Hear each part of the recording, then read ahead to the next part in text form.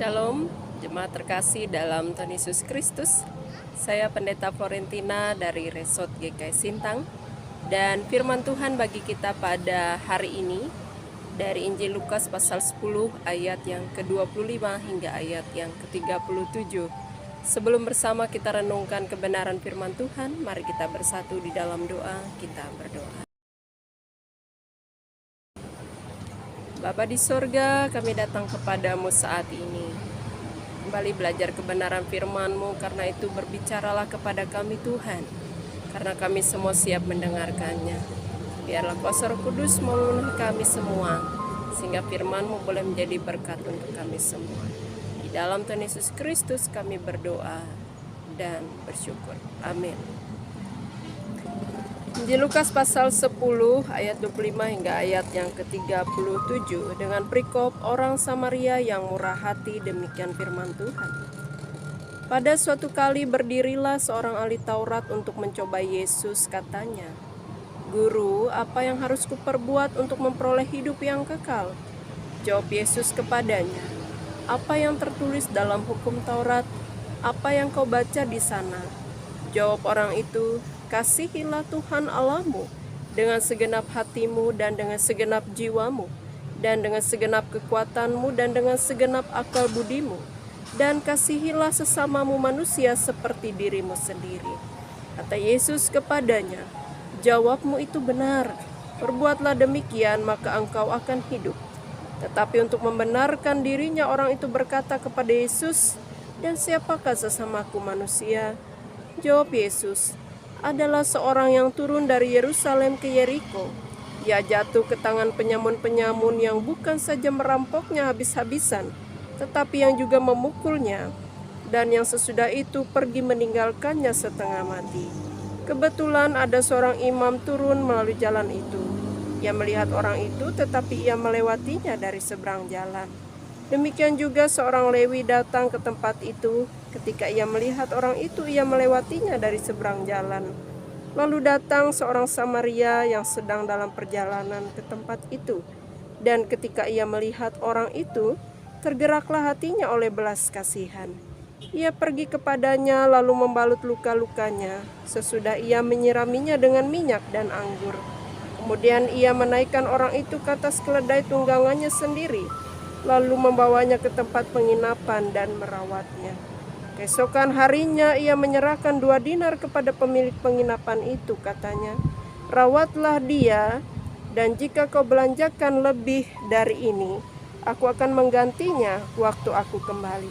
Siapakah di antara ketiga orang ini menurut pendapatmu adalah sesama manusia dari orang yang jatuh ke tangan penyamun itu? Jawab orang itu, "Orang yang telah menunjukkan belas kasihan kepadanya." Kata Yesus kepadanya, "Pergilah dan perbuatlah demikian." Amin untuk firman Tuhan.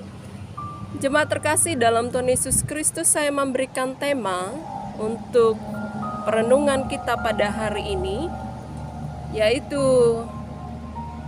kasih versus egois.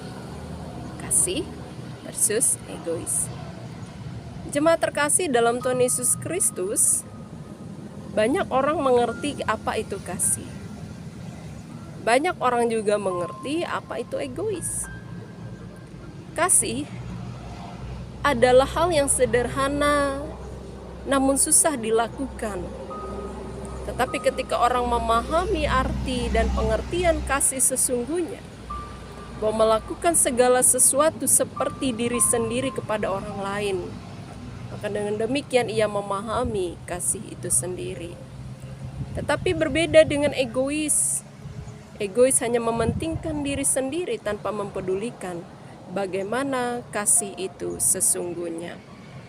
Hari ini dalam firman Tuhan membicarakan tentang imam, orang Lewi, orang Samaria, yang bagi Tuhan Yesus sangat penting ketiga pribadi ini untuk menggambarkan bagaimana sesungguhnya manusia itu terhadap sesamanya, atau mengaplikasikan kasih itu kepada sesama. Dikatakan ketika ada orang yang mengalami kerampokan atau musibah, bahkan hampir mati dalam firman Tuhan, tetapi justru imam dan orang Lewi yang seharusnya menjadi orang yang pertama yang melakukan pertolongan kepada orang yang mengalami musibah ini, malah justru tidak melakukannya. Mereka cuek saja, abai saja terhadap orang yang mengalami luka ini tanpa mempedulikannya. Padahal imam dan orang Lewi adalah cerminan dan contoh orang-orang yang begitu dekat kepada Allah, bahkan yang seharusnya menjadi contoh dan teladan bagaimana meneladani kasih itu kepada sesama. Tetapi justru berbeda, orang-orang yang demikian malah justru menjadi orang-orang yang begitu egois, tanpa mempedulikan bagaimana orang yang mengalami musibah di tengah jalan.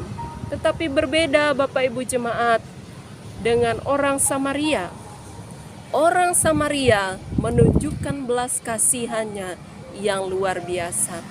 Tidak hanya menolong orang yang mengalami musibah ini, tetapi ia membiayai semua kebutuhan dari orang yang mengalami luka ini. Karena itu jemaat terkasih dalam Tuhan Yesus Kristus, keegoisan manusia bisa menutupi kasih yang ia punya, tetapi kasih bisa menutupi keegoisan setiap orang. Karena itu jemaat terkasih dalam Tuhan Yesus Kristus, milikilah hati kasih sama seperti orang Samaria ini. Walaupun mungkin tidak dipandang, tidak dianggap keberadaannya di antara kelompok masyarakat yang lain, tetapi orang Samaria menunjukkan belas kasihan, bagaimana mengasihi sesama manusia. Mungkin saja kita bisa berada dalam posisi orang yang mengalami musibah dan kita memerlukan orang lain. Karena itu jangan sombong dan jangan egois. Ada saatnya kita juga akan membutuhkan kasih daripada orang lain. Amin. Untuk firman Tuhan, mari kita berdoa.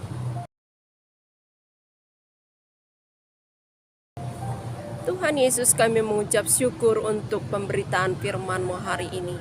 Semakin mengingatkan kepada kami betapa terbatasnya kami ya Allah. Kami sering mementingkan diri kami sendiri tanpa memperdulikan orang lain. Bahkan mungkin kami hanya membagikan kasih kepada siapapun yang kami kenal saja. Karena itu kami mohon ampun dan meteraikan firman-Mu ini, sehingga terus bertumbuh dan berbuah dalam kehidupan kami. Berkati kami Tuhan, pribadi lepas pribadi, hari lepas hari. Berkati segenap kegiatan, aktivitas, usaha dan pekerjaan kami. Kesehatan dan kekuatan kami serahkan sepenuhnya ke dalam tangan Tuhan. Saudara-saudari kami yang dalam masa pemulihan, bahkan mereka yang dalam masa berjuang untuk melawan sakit dan penyakit terlebih COVID-19, Tuhan menolong dan memberkati. Terima kasih Tuhan Yesus, berkati setiap pelayanan yang ada, agar terus semakin menjangkau jiwa-jiwa dimenangkan di dalam Tuhan, terutama bagi gereja Kalimantan Evangelis.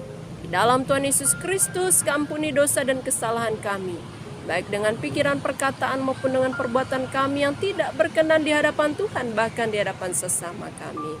Kami ucap syukur dan terima kasih. Amin.